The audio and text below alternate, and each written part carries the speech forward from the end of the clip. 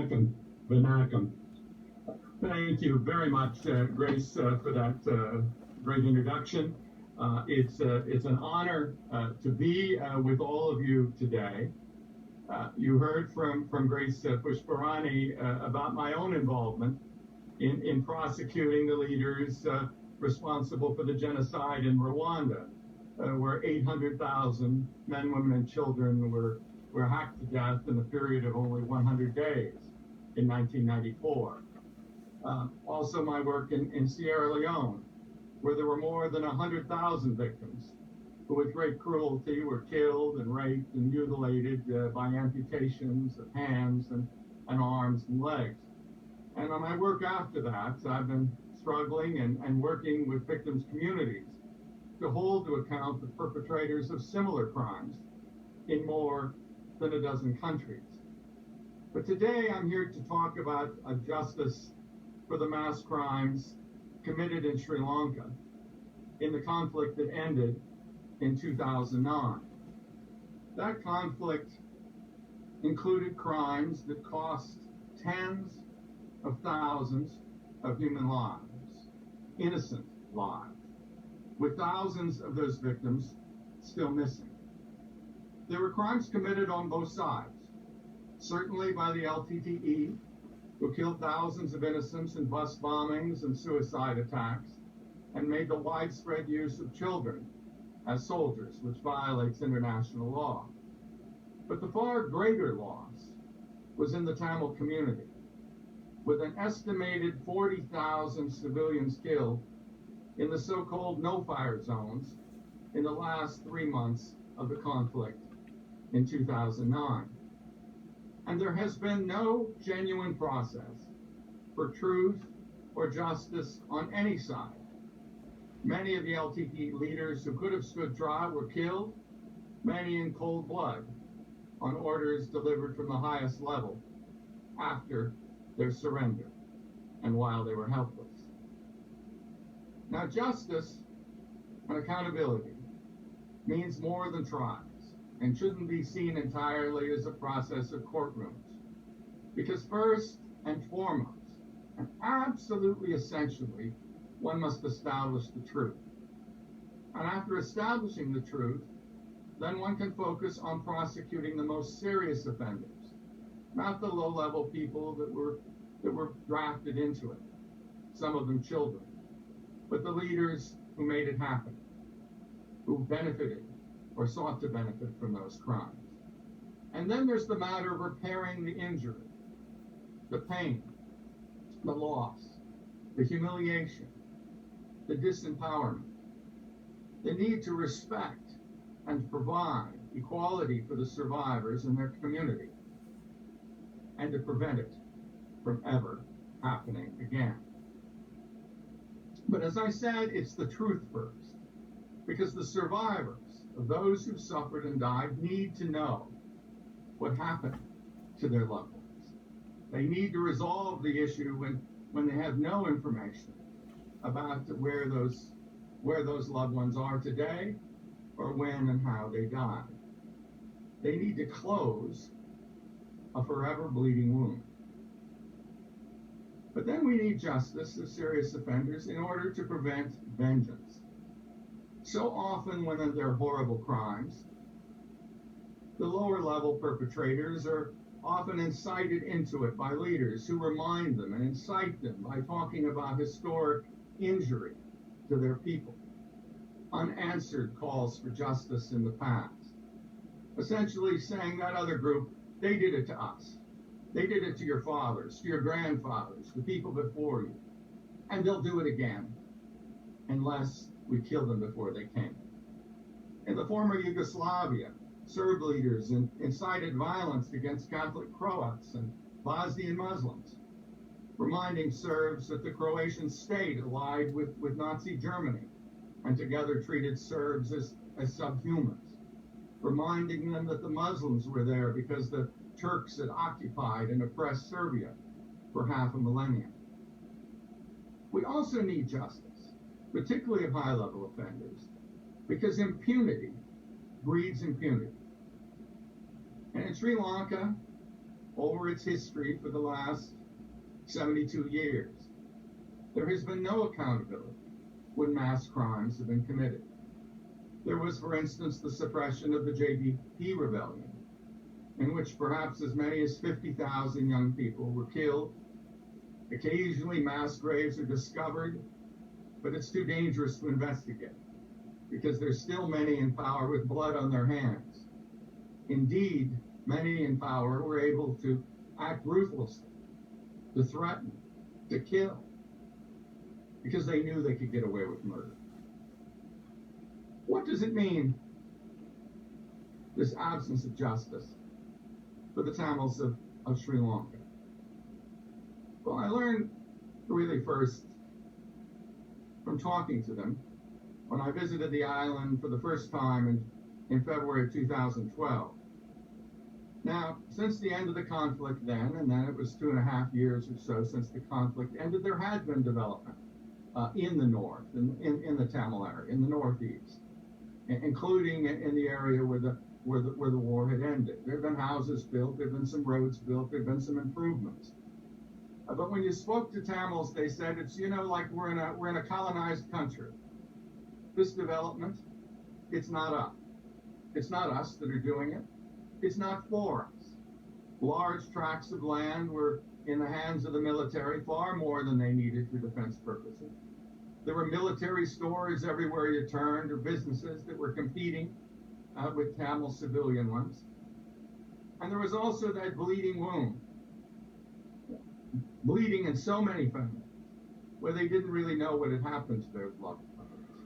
I was reminded of it in one of the more emotional events and meetings that I've ever had in my career. When I went to a small church, a Catholic church in Mullaitivu, just south of the inlet and very near the area where the war ended, very near the famous no-fire zone number 3. And when I arrived at the church, there were at least 20 Tamil women, many on the floor, waiting for me. And because they still bore shrapnel in their legs from being in the no-fire zone, many of them couldn't walk to me. They pulled themselves across the floor of the church and spoke to me one by one. And invariably, they would hold up a picture of one or even more of their children. And they'd say, I saw him last, in April, a specific date in 2009. And it may be he was taken. Families were expected to give one child to the LTD. Sometimes at the end, they were taking more than one. And then after the surrender, I heard that people saw him as the surrenderees were moved to the internment at Babunya, at so-called Manic Farm. But then I never could find him. Could you see what's happened to him? Could you find out something? And so I said, I'm returning to Colombo. I will press this at the highest levels of the government. I will continue on this issue. And I did. But, as I was leaving the country then about 3 days later, the interpreter who had interpreted that meeting called me and said, the military is here threatening to arrest and jail these women for speaking with you. And they were very emotional. They said, jail us. Go ahead and jail us. Kill us. You might as well just kill us. Just kill us. Because if we can't know the truth about our children, life isn't worth living. Indeed, that harassment continued. The government didn't want to know the truth. They didn't want to reveal the truth. They didn't want to even know the real numbers that had been killed and were missing. There's a Catholic bishop in Manar, ethnic Tamil.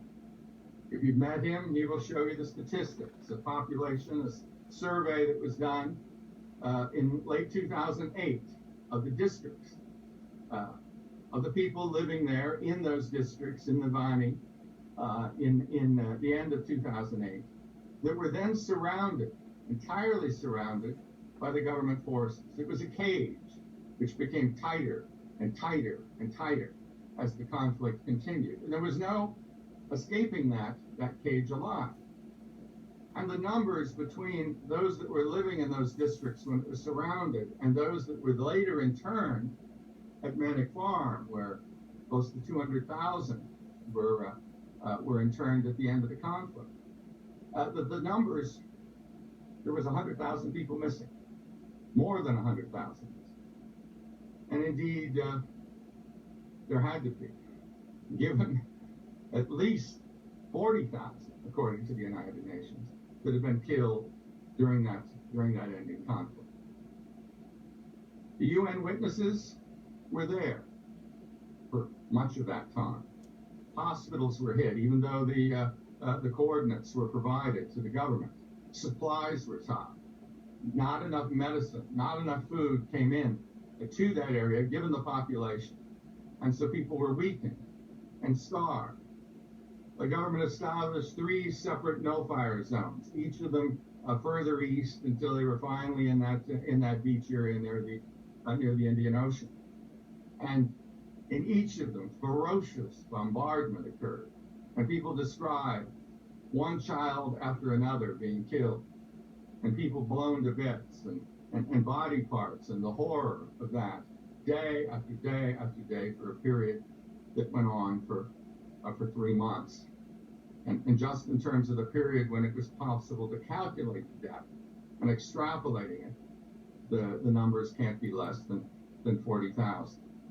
And then when there was a surrender, first white flags, the white flag surrenderies were shot at, and then when there was the final surrender, and there are pictures and cell phone videos of hundreds of people having surrendered with hands tied behind their backs, completely helpless, and then other cell phone videos of them having been shot, including of women naked with soldiers doing obscene things to their bodies.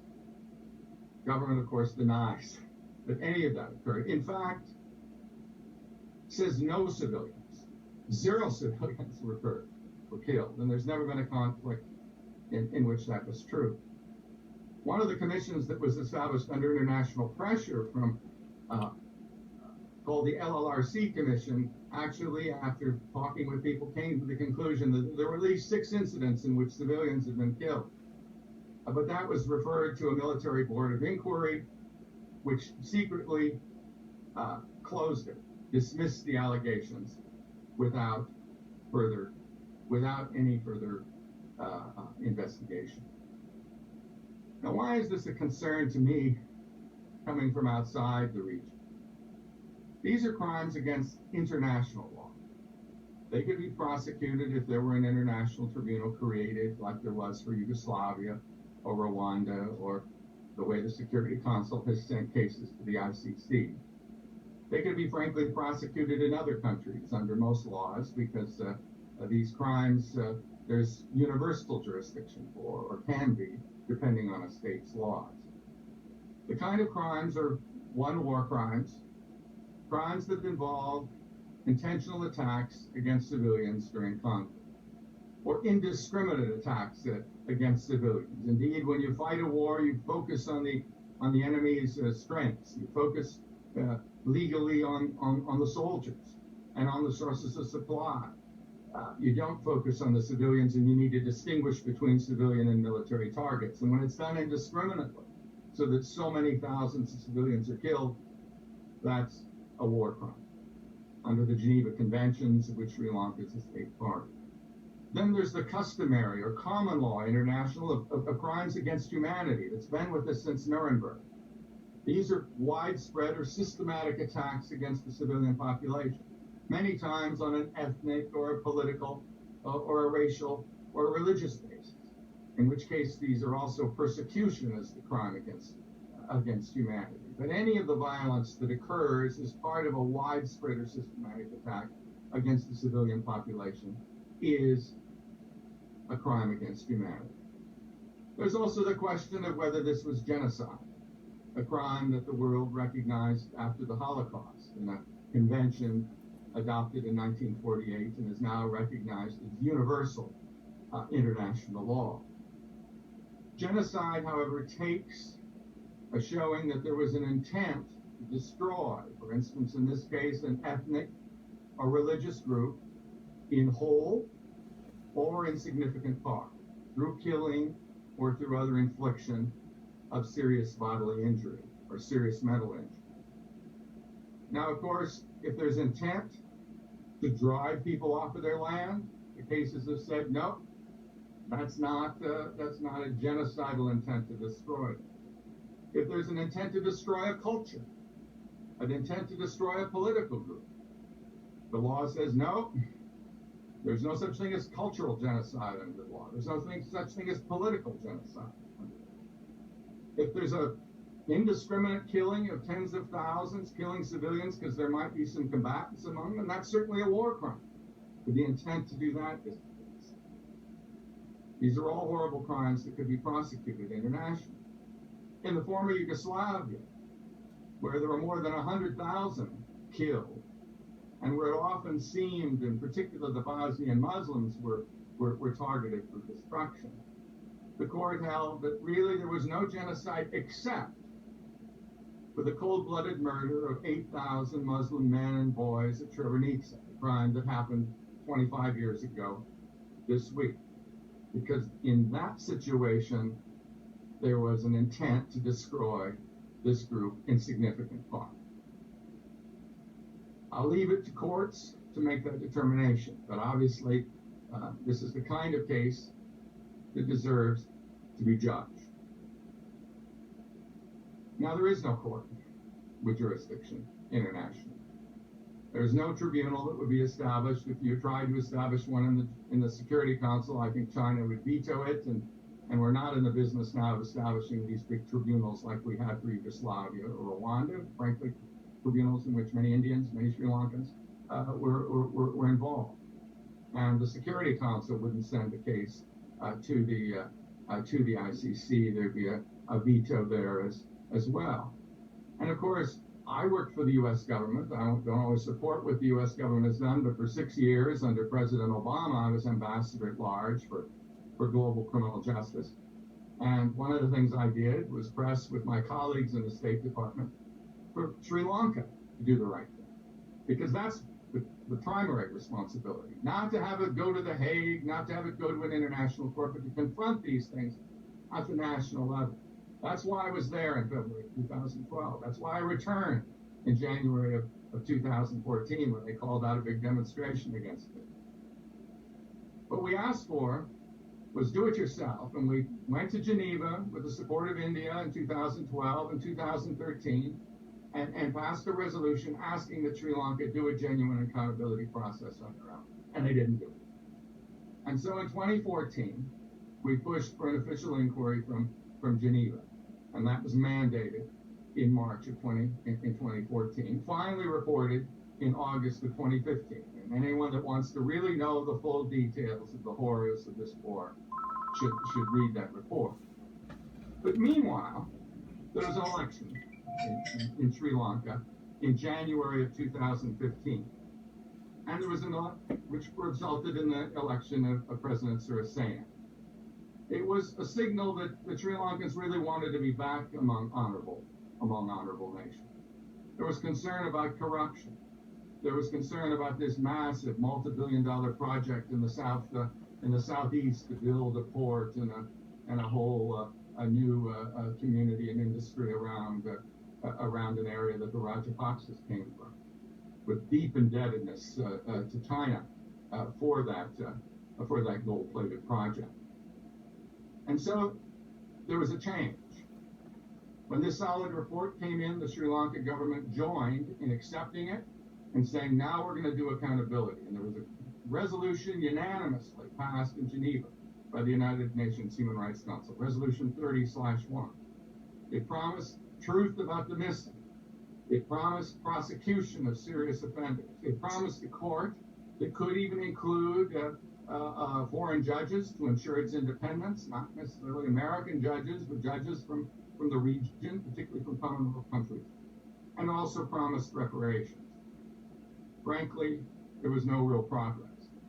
It wasn't for a lack of will on the part of the population, because there was a comprehensive task force that went out and surveyed Sri Lankans of all ethnicities and all religious faiths called the CTF, they found that everybody did want to have accountability. They really did want to have truth and justice, and even were open to having some international personnel to ensure its fairness. But essentially, it was blocked because there were powerful people who didn't want to be held to account.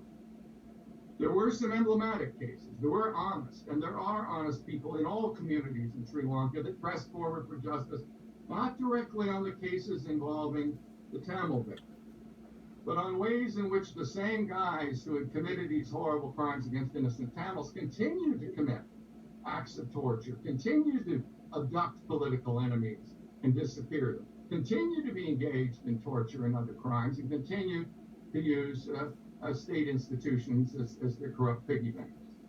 And so there was some effort in that regard. I was particularly interested in the case of the 11 school boys, some of them in Sinhala, that had been kidnapped and held in the Navy base at Trincomalee. Those 11 were murdered, even while their parents were told that they were still alive and were made to pay ransom. It was nothing but a vicious extortion, kidnapping, and ransom crime committed against innocent children for the greedy benefits of those frankly senior officials. And there was an honest investigation going up to the Commodore and Admiral level, people that were held and indicted. Of course, then we had the election of Gotabaya Rajapaksa that followed from the horrendous killings that occurred on Easter Sunday in 2019. A real tragic setback. In fact, I mean, obviously there was dysfunction in that prior government and division that prevented it from being effective. And so people voted to bring Gota back. That's been the end of even those honest investigations. These guys that were charged and indicted, they've been given senior positions. They've been promoted. They've been taken to the highest levels. There's been a commission of inquiry formed. I mean, sometimes at the international level, we establish commissions of inquiry to establish the truth, to move forward justice. Here, the commission of inquiry is to call forward the honest prosecutors and police that did the case, arraign them, and basically investigate the people who had the guts and the perseverance and the courage to seek justice. That's happening as we speak. And of course, we've got a parliamentary election coming forth on August 5th, which, if it goes in an overwhelming direction, could mean return almost to the kind of dictatorship and presidential rule that we had under Mahinda Rajapaksa. Of course, it's been bad before. I mean, there was the time after the conflict when Mahinda was reelected, where he went after Fonseca, not a perfect individual, the hero of this war, because he had the cheek of running against him, and because in particular, he blamed the Rajapaksas for the white flag killings at the end of the conflict. But even after that, with international pressure and solidarity with his victims, it was still possible to push forward for justice. We do have this triumphalist approach by Rajapaksa. He was sworn in at a Buddhist shrine. He acts like he was a reincarnated Sinhala king from 2,000 years ago, denying to the Tamil community the justice and truth they would be entitled to if they were to be treated equally in this society, creating the impression that this country won't be for all the people of Sri Lanka. In the long run, that's not sustainable. It's not sustainable. For those of us at the international level that care about this, I think the message is clear in terms of what we need to do. One, there really should be no full normalization with this government. It may, come and say we'll support one country or another in some kind of regional dispute if you back us. Shouldn't be treated that way until it lives up to its international obligations. It says it's withdrawn from the Geneva resolution. That doesn't make any difference. It's still a resolution that's binding on this government. They need to fulfill transitional justice as provided in Resolution 30-1, the truth about the missing, the justice, prosecution of the serious offenders in an independent court, and the reparation of the victims. Two, Particularly these individuals that are involved in these crimes need to be banned internationally. The United States has, under its human rights sanctions, banned General Shavendra Silva, who's the leader of the military under Rajapaksa's appointment. Others who would go on peacekeeping missions have been barred from those missions. And those that are involved in these crimes shouldn't be traveling in the region or anywhere internationally without peril of being arrested for breach of sanctions. There should be a continued effort to document these crimes, to work with survivors, to protect survivors if they're outside the country, to build the most solid evidence for the future. And then we should proceed abroad to the extent we can. As we have in the case of Syria and elsewhere, it's been possible to prosecute in third countries, and there should be third country prosecutions here as well. And those of us outside Sri Lanka should listen to the survivor and take their testimony and help create the space for them to continue to work for justice. Now, I know it's been a long time in any of our lives, crimes that happened 11 years ago, some dating back now 20 or 30 years. I mentioned Srebrenica earlier, the individuals that were the leaders of that genocide at Srebrenica. Prime Minister Karadzic, he was on the run for 13 years and was arrested in 2008 and has since been found guilty and both on trial and appeal for genocide, war crimes, crimes against humanity. General Mladic was on the run until 2011, 16 years. He's been held to account. Recently, in the Rwandan context, one of those involved in the hate radio and in financing the genocide, Felicien Kabuga, who was indicted in 1997, he was found in France and today has been charged. And frankly, if you go to Germany, there are individuals who are 93 years old that are still being charged for their participation at Auschwitz. So for crimes like these, there's no statute of limitation.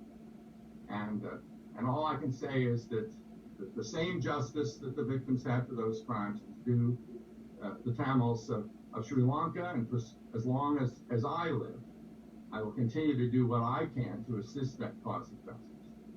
And assist them in particularly in gaining the respect to which they're due and the equal status that they're due in Sri Lanka. But that's not possible. Even if you develop, even if positive things could be done by this government, it's not possible without there being truth, without there being justice. Thank you very much.